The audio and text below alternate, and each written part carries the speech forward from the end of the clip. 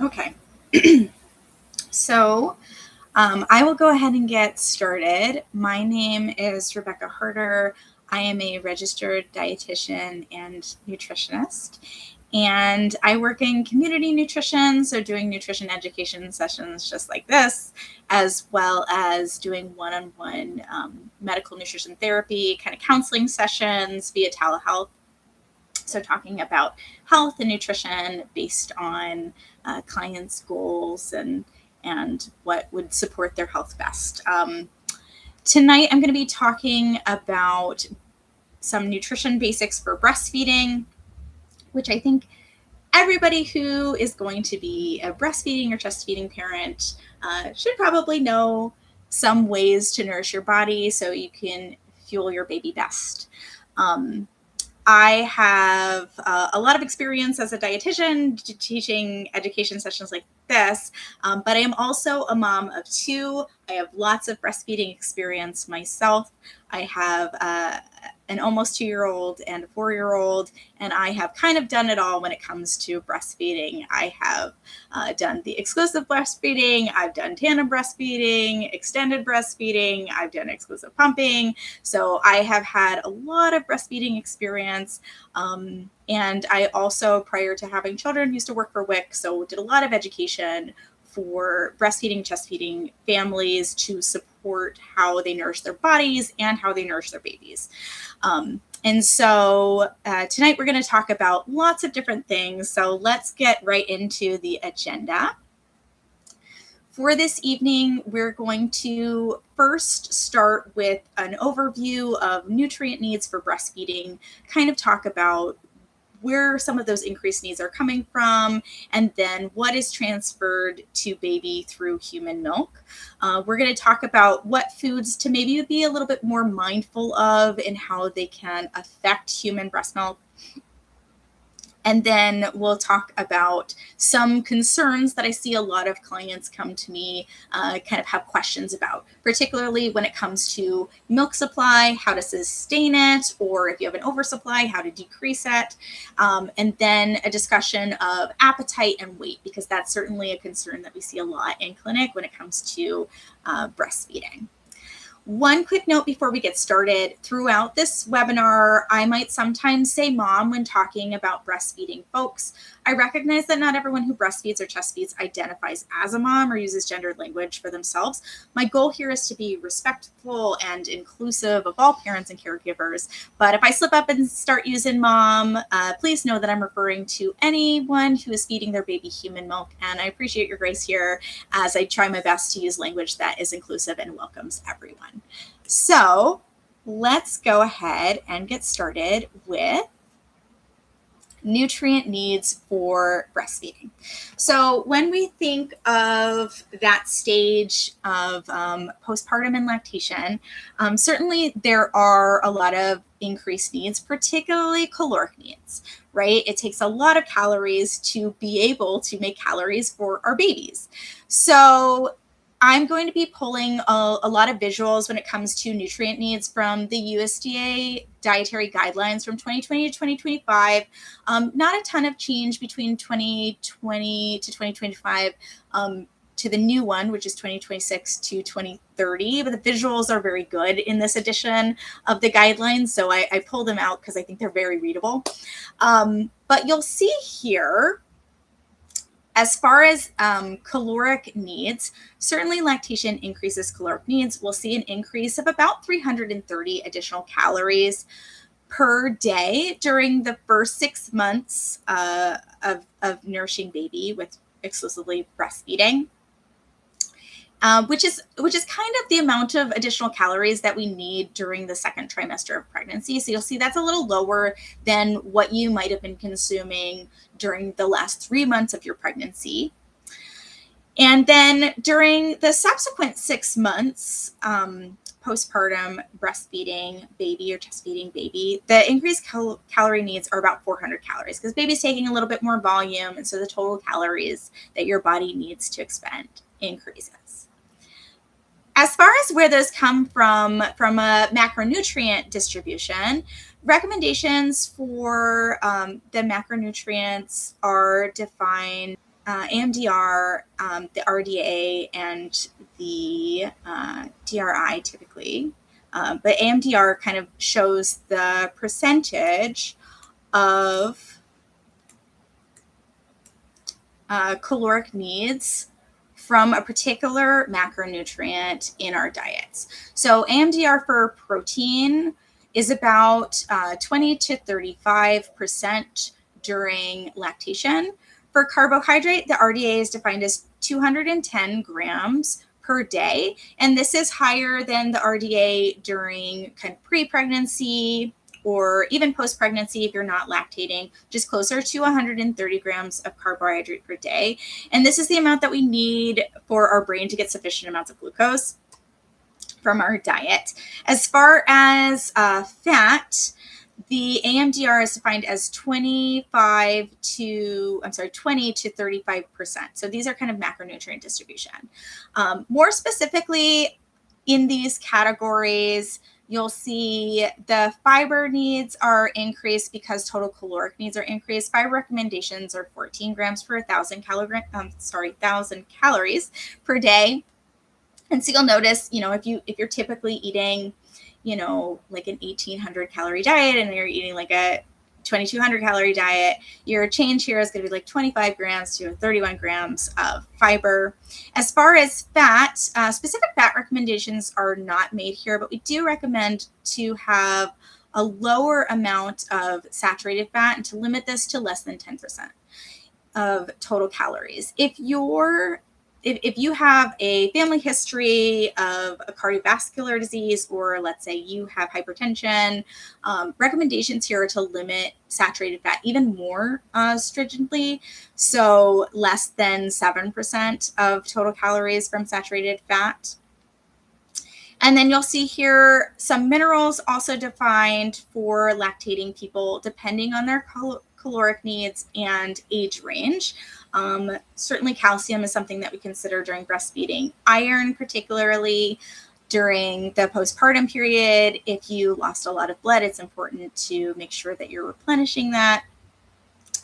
As far as iron needs for baby, typically baby is going to get sufficient amount of iron from exclusively breastfeeding for at least the first 6 months. After 6 months, the stores of iron from baby and that's in breast milk is insufficient to meet baby's needs. So that's when complementary feeding is really important, especially with our exclusively breastfed babies, particularly including good iron sources for them.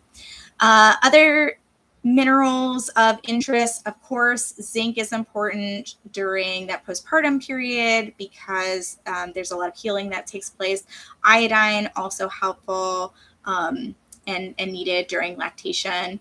Typically, we'll get sufficient amounts of iodine because in the United States, we do put iodine in our salt. So any kind of packaged foods will probably have iodized salt. If you have iodized salt at home, perfect. One thing to consider is if you eat mostly whole foods or you use a salt that is like a kosher salt or like a Himalayan salt, then perhaps it doesn't have enough iodine, so a supplement might be appropriate there. As far as for vitamins, certainly there's certainly vitamins that transfer into breast milk. We think those fat-soluble vitamins like A, D, E, and K, and water-soluble vitamins like vitamin C and the B vitamins.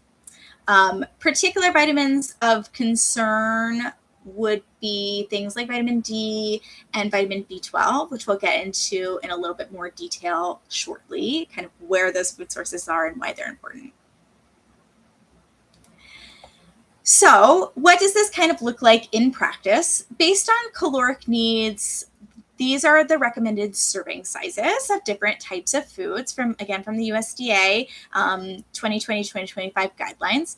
Recommendations here are about 2.5 to 3.5 cups of vegetables per day. And these are further divided based on the pigment of the vegetable. So dark green vegetables and red orange vegetables, as well as pulses and legumes. And then fruit is about 1.5 to 2.5 cups per day recommendation for grains, about 6 to 10 ounces of grains per day. And then dairy servings are consistent. In the United States, we recommend 3 cups per day of a good source of dairy for adults. I do recognize that not everybody consumes dairy, and that's absolutely fine. You can certainly get protein from other food sources. The things that we're concerned about with dairy food sources is making sure that you're getting sufficient amounts of calcium and vitamin D. You can certainly get calcium from other food sources. Think things like dark green leafy vegetables and like beans, any fortified milk product as well. So not like a dairy milk, but like a non-dairy milk. So if it's fortified, like an almond milk or like a soy milk that is further fortified with calcium and vitamin D can be helpful here. Also, vitamin D certainly can be supplemented. We can get it from sunlight, but it's hard to get sufficient amounts from sunlight when you live up here in the north and it's dark half of the year. So making sure that you're getting a good supplement either from your dairy sources or from your supplementation. Protein food sources, recommendations are 5 to 7 ounces, but likely needs are higher during lactation. And we'll talk a little bit about that shortly when we look at macronutrient distribution. And then other things to kind of consider is limiting the amount of calories, again, from saturated fat, limiting the amount of calories from added sugar as well. Recommendation for added sugar in the United States and World Health Organization has recommended less than 10% of total calories coming from added sugar. So here's some information from NHANES data. This is survey data that we again saw in the report from the report of the USDA Dietary Guidelines 2020-2025. And we see here the L stands for lactating people.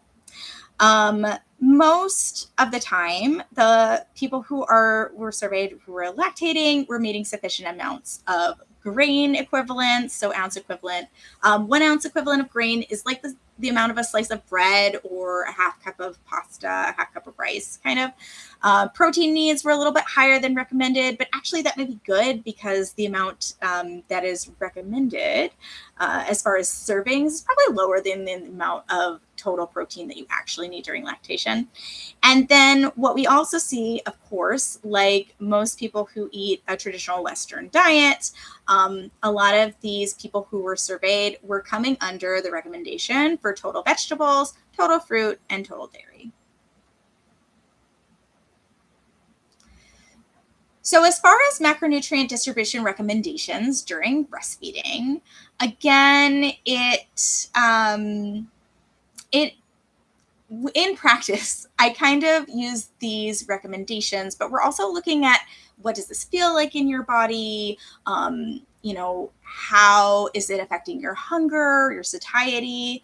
Protein goals for breastfeeding, the RDA is set for 1.1 gram per kilogram per day, which is higher than the typical recommendation for the average adult, which is 0.8 grams per kilogram per day. From the previous USDA guidelines.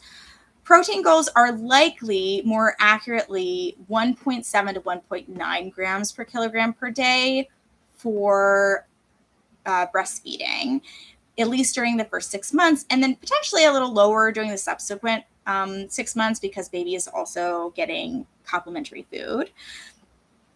RDA for carbohydrate is 210 grams. And again, remember that's lower than the typical recommendation for carbohydrate, which is a minimum of 130 grams per day.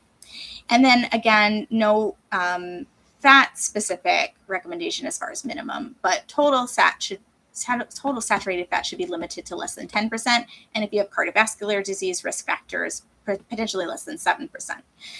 Another thing to consider here is making sure that you're including a good source of omega-3 fatty acids. Recommendations are 200 to 300 milligrams of DHA per day. And we'll talk more about omega-3 fatty acids and what food sources you can get these from in a little bit later. Okay, so as far as what this looks like in practice, let's take an example here of a female, 150 pounds, she's 30 years old, consuming about 1,930 calories per day. Based on that macronutrient distribution, she's consuming about 24% of her calories from protein, which is 115 grams. 45% of her calories from carbohydrates, which is 218 grams per day. And then about 33% from fat, which is about 66 grams per day. In actual practice, really what this might look like is just having balance on your plate. Typically, I recommend something similar to this as far as eating style. We want to make sure that we're focusing on having lots of whole foods on our plate. This is from the Canadian Food Guide, and this is their Food Guide snapshot. I love this visual because it shows some whole foods here, like actual pictures of foods, and where they would fall on your plate.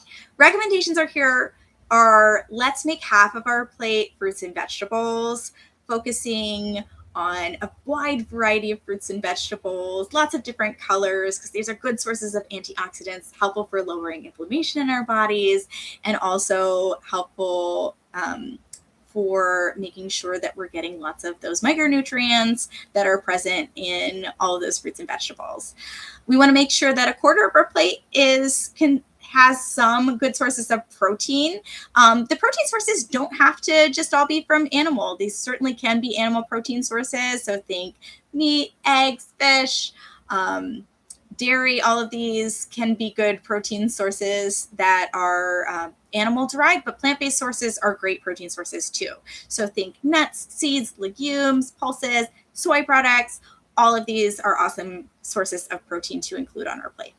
And then recommendation is to make about a quarter of our plate to be carbohydrate-rich foods. For the Canada's Food Guide, they recommend these to be whole grains, but typically when I'm educating, I try to say, let's include some starchy vegetables here too. So think peas, corn, potatoes, all of these are great sources of carbohydrates that can be included on your plate. When you're choosing grain sources, so things like rice and bread and pasta, try to lean towards whole grains more often because these are going to be good sources of fiber as well.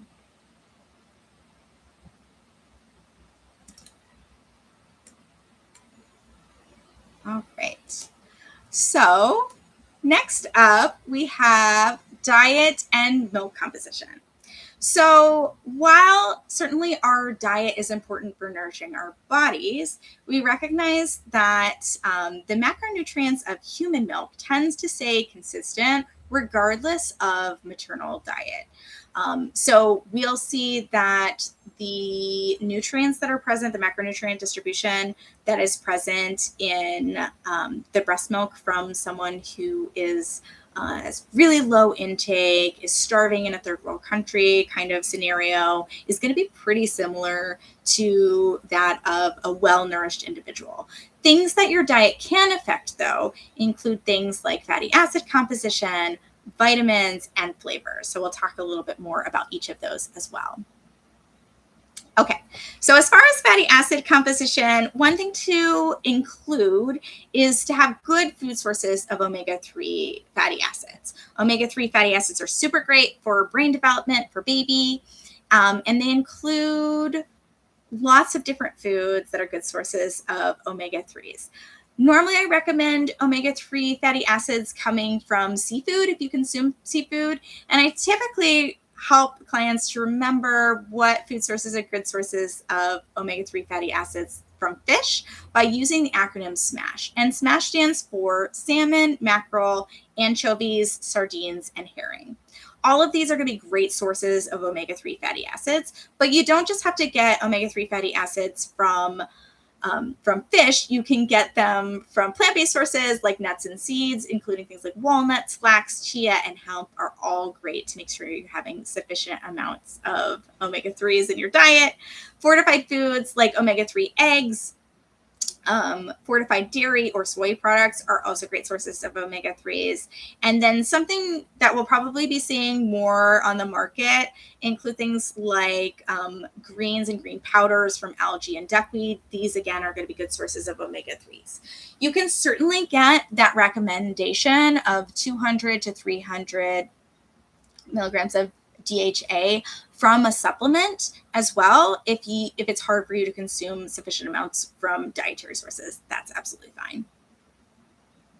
Other critical vitamins that might be insufficient in human breast milk if the breastfeeding parent is not consuming enough include things like vitamin B12. This is especially the case when the parental diet is vegan or vegetarian, because the parent may not have enough stores to be able to transfer enough into human breast milk. So making sure that you are supplementing with B12 vitamin if you are on a vegetarian or a vegan diet is helpful. Vitamin D as well, like I mentioned before, super important for babies who are formula fed. Formula is fortified with vitamin D, so this is less concerning for formula fed babies. But for exclusively breastfed babies, breast milk does not contain sufficient amounts of vitamin D, so baby needs to be on a supplement of vitamin D. Recommendations for vitamin D supplementation for babies are 400 IUs of vitamin D per day. And you can get this from a vitamin supplement. Oftentimes, you can ask your pediatrician for a vitamin drop that you can either put in a bottle of pumped breast milk, or they have very concentrated drops that you can put on baby's tongue, or you can put on your nipple while you're breastfeeding to give baby sufficient amounts of vitamin D. Alternatively, the parental diet can megadose vitamin D to provide sufficient amounts of vitamin D in breast milk. So what this megadose looks like is, as the breastfeeding parent, consuming 6,000 IUs per day of vitamin D, and this will make sure that your breast milk contains sufficient amounts of vitamin D for baby. And then other things, of course, that are transferred to the breast milk are flavors. So remember to eat a variety of different flavored foods. This includes some cultural foods that you enjoy, so that your baby is exposed to all of these different flavors that are part of your culture. We see oftentimes babies love when breast milk is flavored, and may even consume a little bit more when it is flavored with the foods that you enjoy. Next up, we want to talk about hydration. Of course, hydration is super important because breast milk is a liquid. If you are breastfeeding, you need more fluid to replenish what you're using. Typically, the average milk output is about 770 milliliters per day, about a liter, a little less than a liter of fluid per day. So adding an additional liter of fluid per day, about 4 cups, can make up for those losses. But remember, it's important just to drink to your thirst and watch for signs of underhydration. I always like to recommend to clients, drink when baby is drinking. If you're breastfeeding, that is a great time to grab your bottle of water and just start taking some sips. Some signs and symptoms of dehydration and underhydration include dry mucous membranes like mouth, nose, and eyes, dizziness, fatigue, brain fog, headache, and concentrated urine. Some of these symptoms, like fatigue and brain fog, may just come with being in that newborn stage and not getting a ton of sleep. So it's important to watch for those other symptoms as well. If you're no longer bleeding, it's important to watch for your urine concentration to see what color it is. Here's a visual of what that might look like. Our goal is to get towards that light yellow, almost clear with hydration. Okay, so other foods can certainly transfer through breast milk as well and might be potentially hazardous for baby. So we need to just be mindful of these. Things like caffeine, alcohol, and mercury can all transfer through breast milk. So let's talk about some strategies when addressing those. First up, caffeine. Caffeine recommendations are just to limit it to less than 300 milligrams per day of caffeine. Your average cup, like 8-ounce cup of coffee, is going to have about 90 milligrams of caffeine in it. A shot of espresso has about 75. An 8-ounce of soda will have somewhere between like 40 and 60 milligrams of caffeine. So just be mindful if you're going to Starbucks and you're getting like a really large cup of coffee, you just want to make sure that you're not having too much. Certainly too much caffeine can make baby very jittery, can certainly also, if your baby has had difficulty gaining weight, it could decrease their appetite because caffeine is an appetite suppressant. And so baby might not eat as much. So just kind of being mindful that your caffeine might impact their behaviors as well. Might make it harder for them to sleep too.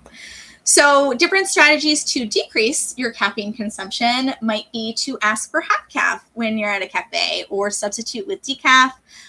You might try decaf or caffeine-free soda, or maybe try tea instead of coffee.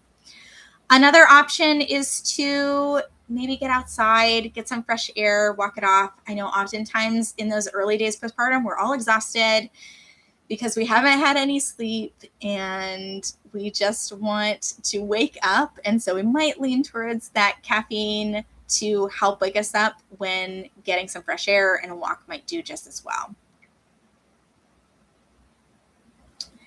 Alcohol. Okay. I see a lot of questions about this when I'm reading through breastfeeding forums, but the alcohol content in human milk is equivalent to your blood alcohol level. So this is important to know. So imagine a scenario where you are too drunk to drive. The legal limit for driving is a blood alcohol limit of 0.08%. But the alcohol by volume of something like a fruit juice or like a kind of brown banana is going to be somewhere between 0.04 and 0.5, so even higher than that.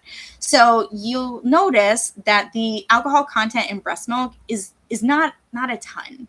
And so it's reasonable to just be mindful of this. CDC recommends to wait 2 hours after drinking alcohol to feed, but you absolutely do not need to be pumping and dumping unless you are pumping to maintain supply and you're like away from baby, or you've been drinking very heavily and so aren't going to be feeding baby breast milk. Removing breast milk from your breast does not decrease the alcohol content in your breast milk. So it's really time that's going to decrease the alcohol content in your breast milk, if you're concerned about that. I know a lot of lactation consultants will just say, if you can find the baby, you can feed the baby. Really, I think it's really a personal choice of what you feel comfortable with, but just recognizing that for safety, as long as you are sober, it's probably appropriate to drink. But if you want to hold off, that's okay as well. One thing to consider with drinking, kind of apart from the nutrition perspective, is that we do know that the risk of SIDS, so sudden infant death syndrome, increases when parents have been consuming alcohol. So just make sure that if you have been consuming alcohol, that baby is placed in a safe place to sleep, because that'll decrease their risk of SIDS. Next up is mercury. Mercury is found in many fish, particularly very large fish, and it can build up in the body and cause behavior and developmental issues, particularly in children as they're growing and their brains are growing. Recommendations for fish is we do want to have fish as lactating people and postpartum people, because omega-3 fatty acids are so good, and fish is a lean source of protein. And so recommendations are about 2 to 3 servings. We want to limit it to less than 12 ounces total servings of fish per week. And we want to make sure that we are avoiding fish that is very high in mercury. So fish that is high in mercury include things like king mackerel, so not the chub mackerel that we're talking about when we're talking about those smash fish, marlin, orange roughy, shark, swordfish, tilefish, and big-eyed tuna.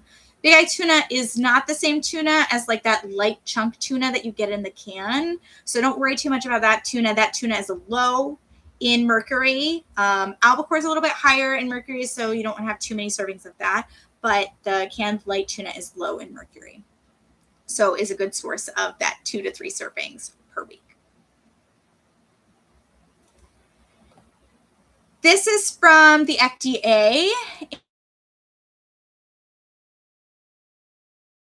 and EPA. I typically recommend limiting those high mercury fish for all during pregnancy, all during breastfeeding, and for children up until age 11. So all of these better choice fishes should be the ones that you're choosing when you're introducing foods for baby, when you're feeding yourself as well, in those early postpartum days. And all of those fishes that we included in Smash, like these are good omega-3 fatty acid fishes, these are the best choices to include because they are going to be low mercury sources as well. So kind of killing two birds with one stone. Okay, next up, I certainly get a lot of questions about nutrition and milk supply, particularly how can I make sure that I am having enough milk supply? I don't want my milk supply to decrease. And this comes up a lot, especially when we're talking about weight management. Like, is this going to affect my milk supply? And concerns about milk supply are on a lot of people's minds, whether it's my milk supply is too low or my milk supply is too high. And so there are certainly things that we can do from a dietary perspective to support an adequate amount of milk supply and support your breastfeeding journey. So when it comes to milk supply, the most important factors to maintain your milk supply are going to be frequent milk removal. That's number one. If you're not removing milk frequently, then your milk supply is going to decrease. Milk is a supply and demand thing. And so the more that you remove, your body says, oh, I need to make more milk. And so it makes more milk.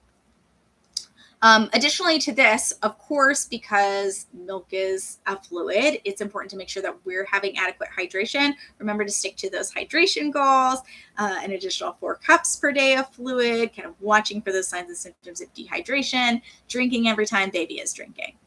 There are certainly some foods and supplements that may help boost supply. These are often referred to as lactogenic foods or galactagogues is another way that we call them as well. Oftentimes when we're talking about galactagogues, we're talking about herbal supplements or medicinal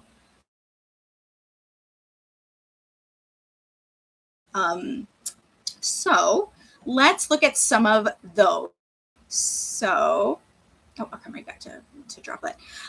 So as far as foods that are good sources to increase your milk supply, any grains with beta glucan. Beta glucan increases prolactin in the body. So things like oatmeal, quinoa. You'll notice that there's like lactation cookies on the market and they'll have things like oatmeal in them, right? Oatmeal can potentially increase your milk supply. Dark green leafy vegetables, flax seeds. Flax seeds are good sources of omega-3s too. Phytoestrogens are present in things like carrots. Dates and apricots and mung beans also have been shown to potentially increase milk supply. A lot of this, I think, shows a significant research gap when it comes to what foods might boost milk supply. And so common herbal supplements, we see moringa, brewer's yeast, fenugreek, and you'll see like brewer's yeast and fenugreek oftentimes in like those lactation cookies that you can buy at the grocery store. Shatavari, goat's root, milk thistle. These could be taken as supplements or as teas. You might add them into your food or eat them as food, and all of those could potentially boost your milk supply. Some people have reactions that do the opposite. So not everybody's going to react to these herbal supplements the same. Not everybody's going to have a great boost in milk supply. Sometimes it might potentially make your milk supply go down. That's the example with fenugreek. Sometimes people are sensitive to that and it doesn't boost your milk supply. So I would encourage you, if you choose to go, I'm going to take an herbal supplement to support my milk supply, just make sure that your health team is aware so they can help support you. Sometimes with herbal supplements, they might be contraindicated with certain medications you may be taking. So it's important just to have that discussion with your provider so they are aware that you're taking it. There certainly are medical galactagogues as well. I think of things like domperidone, which can potentially induce lactation if you weren't pregnant and you're inducing lactation for like a foster child or a child that's born via surrogacy, perhaps. And so these, and there's several pharmaceutical medications that might boost the milk supply that your doctor might prescribe as well. So if you have concerns about your milk supply, it's important to talk to your OBGYN to see, maybe there's some options. Certainly go food-based if possible, and then consider, are there other options to help support you? I'm going to just go back a second because I know I mentioned that the most important thing to boost milk supply is to have sufficient milk removal. One website and one organization that I used to recommend a ton when I was working at WIC is called First Droplets. And this website has a lot of great tools, but it has a lot of great videos that are good to watch that discuss how to do kind of hands-on manipulation to support breastfeeding, as well as hand expression to support sufficient milk removal.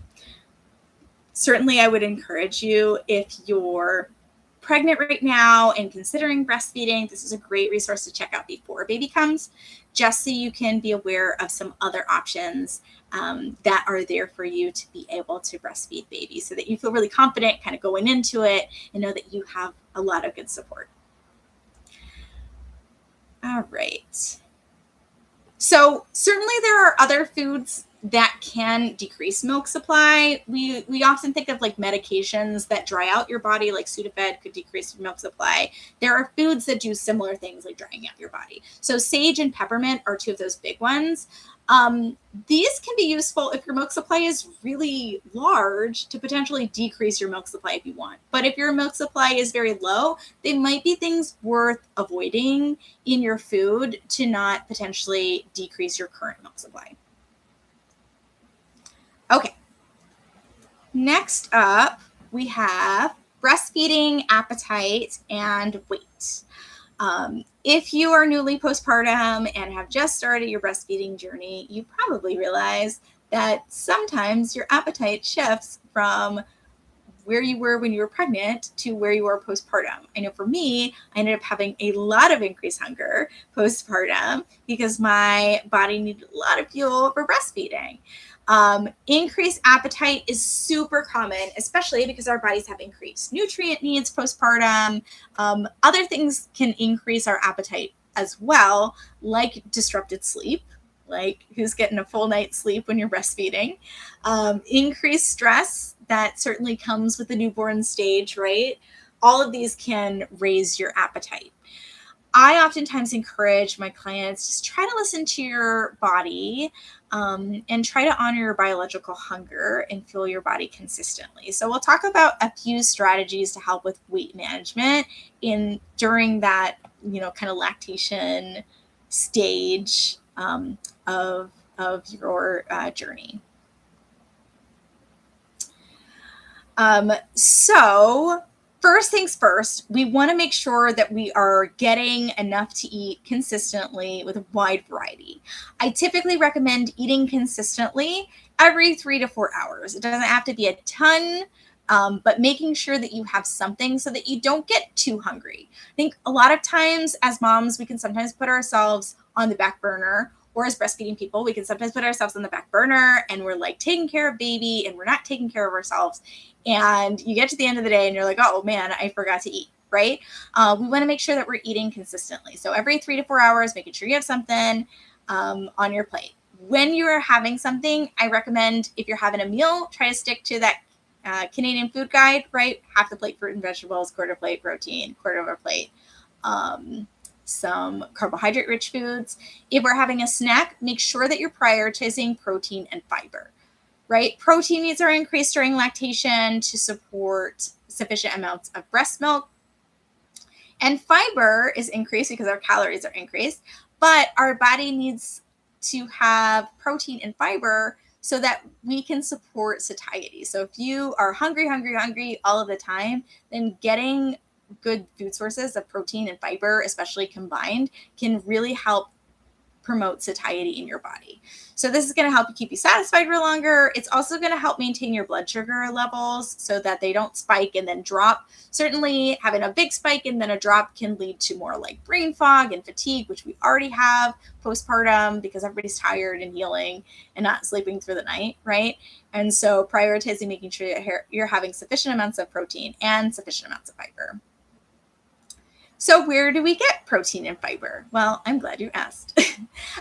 Protein comes from a lot of different food sources. Of course, you can get it from animal food sources like meat and eggs and dairy and seafood and shellfish, all of these. We can also get them from plant-based foods like nuts and seeds and beans and legumes and soy. All of those are good sources of protein as well. Fiber we get from plant-based foods. So fruits, vegetables, whole grains, nuts, seeds, beans, all of these things are going to be good sources of fiber. When we combine them together, it slows down digestion, it helps us feel fuller for longer, and it makes sure our blood sugar levels are more stabilized.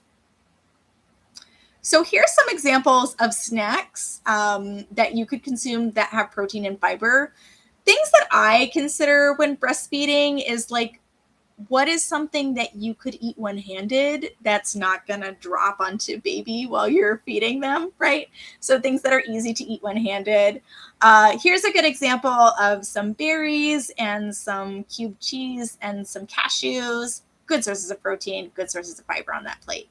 Another option, maybe something like a trail mix that has whole grain cereal or mixed nuts, maybe something sweet in there too if you enjoy it. Smoothies are awesome postpartum. Try to check in some protein there from yogurt or maybe like peanut butter, good source of protein. For diaper bags, like single servings of nut butters are great. Single servings of like tuna, also good for added protein in your day, and you could have those with whole grain crackers. Hummus and veggie sticks are awesome to just grab and go. You can keep them in your, little milk storage fridge by your bed if you have one of those, or you could just kind of go in the middle of the night when you're putting bottles away if you're pumping. Other options like a cheese quesadilla with a whole grain tortilla, or maybe hard-boiled eggs and some veggies. All of these are good examples of some snacks with protein and fiber. Okay, so weight loss is probably one of the top things that I hear asking questions about or looking for support about when you're kind of early postpartum or during breastfeeding, right? You've put on some weight during pregnancy and you're trying to get back to your pre-pregnancy weight. One thing I try to encourage and keep in mind with my clients is that you did not gain the weight, in 3 months, in 6 months, right? Your body took a lot of time to grow baby. And so it may take some more time for your body to lose weight too. That's not always a really fast, like turn it around in like a day situation, right? We shouldn't expect that we're going to have our pre-pregnancy body in the first month, in the first 3 months.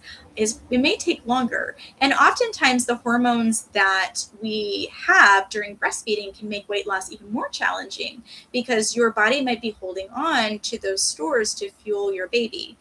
And so while modest weight loss of like 1 pound a week is reasonable to preserve milk supply, I think it doesn't necessarily need to be a goal. And instead, we should really be prioritizing how you're feeling, how your body is moving, how your healing is going, and how you're feeding your baby in those postpartum days. But, certainly there are different strategies that we can be mindful of when it comes to weight management during breastfeeding. So things I like to encourage in clinic is like, let's make sure that we're moving our body consistently. Let's be mindful of our food choices so that we're not having a ton of processed foods. Maybe we're having, some foods, but we're also prioritizing whole food sources of nourishment as well. We're eating consistently so that we don't get too hungry, because if you get so hungry, hunger is way off the charts, and it's really hard to be mindful of portion sizes when we're super hungry. Staying hydrated, of course, essential during breastfeeding. And then self-care, because we know that high stress can affect your appetite as well. So certainly the postpartum period can be very stressful. So doing things that are supportive of self-care can be really helpful here as well. So let's look at some of these in a little bit more detail. I know we talked a lot about the food, but as far as movement goals, recommendations here are 2.5 hours per week of a moderate intensity activity. This can include any number of things: dancing, swimming, jogging, playing tag with your toddler on the playground, pushing your stroller or baby wearing on brisk walks. Anything that gets your heart rate up is going to count here. And we really want to just move your body in what way feels comfortable. I do recommend, oftentimes, sometimes we look at this and we say, okay, 2.5 hours per week. That looks like, maybe 30 minutes per day, most days of the week. But sometimes as a new parent or a parent of a little one, we might just feel like we don't have that amount of time to dedicate to just ourselves. Or maybe it's hard to exercise because we have littles, running around us, right? So thinking, where can we get that activity, and can we break it up even further than that? Can we do like 10 minutes at a time? Or can we, maybe delegate some tasks so that we do have some time to be able to move our bodies a little bit more? Also, of course, lowering stress, right? High levels of stress can impact our appetite, either decreasing it or increasing it. And so it's important to make sure that our bodies are in a calm state. Things that we can do that practice good self-care, especially as parents of little ones, is to maybe delegate baby tasks to someone else. Maybe that's people who come to visit you, in-laws or your parents, could be your spouse. Maybe they can take baby so that you can take a nap, or so that you can do some things for yourself. Connect with other adults. I know I loved, having a supportive mom group. Talking to other adults so you're not just around baby all day is really helpful to connect. Maybe writing out your feelings if you're particularly anxious or you're having some big feelings. It is normal for our feelings to be all over the place when it comes to hormones postpartum. And so kind of expressing that can be really helpful as you are, taking care of yourself. Some additional things for self-care might include things like meditation, maybe taking a shower, particularly a shower where you don't have to also, peek through the curtain to make sure baby is okay, or a bath or something comfortable. Maybe getting outside, getting those breaths of fresh air to wake yourself up, or just enjoying the day. And then taking some moments to practice gratitude. I know that can sometimes be challenging when it's go, go, go, but when we give ourselves moments to slow down, this can really be a good practice of self-care. Certainly, if you're feeling like you need additional support, either with breastfeeding or with your mood or sleep or stress, like all of these things, it's important to reach out to your care team. There's lots of people on your care team. It could be your OBGYN, it could be your pediatrician, it could be your WIC nutritionist, it could be your IBCLC. You might reach out to organizations like La Leche League to help support you with your breastfeeding journey. Okay, so kind of in conclusion, I'd like to encourage you, remember, your body is doing the hard work of recovering and feeding your baby. So be kind to yourself. You do not have to be perfect here. And sometimes even just making those small changes, like getting outside or having more protein and fiber, can really change how you're feeling and help support you with your breastfeeding journey as well. So I want to say thank you. If you came to see this webinar, I'm happy to answer any questions. If you have, feel free to drop them in the chat. I'm just going to move on to my next slide. And this just goes over some more resources. If you have more questions about breastfeeding or breastfeeding nutrition, Some places that I recommend that are good reads, The Womanly Art of Breastfeeding by the La Leche League is a great read for anyone who is hoping to breastfeed their babies. Also, Expect the Best, your guide for healthy eating before, during, and after pregnancy, is written by a dietitian, and it is a good overview of different recommendations when it comes to foods and how to fuel your body in that early postpartum period and during pregnancy. So if you're also still pregnant, that's a good read too. Okay. And that is it for me. But certainly, if you have any questions or concerns, or you would like to reach out and talk more, here is my contact information. You can find me by looking up Rebekah Harter. My website comes right up. And if you'd like to work with me, feel free to, there's a place that says work with me. And you can go in there and you should be able to set up a discovery call, or you can just reach out to me via email, and I'm happy to talk to you about any questions or concerns that you have. But thank you. Thank you so much for coming. And I hope you have a very good rest of your evening.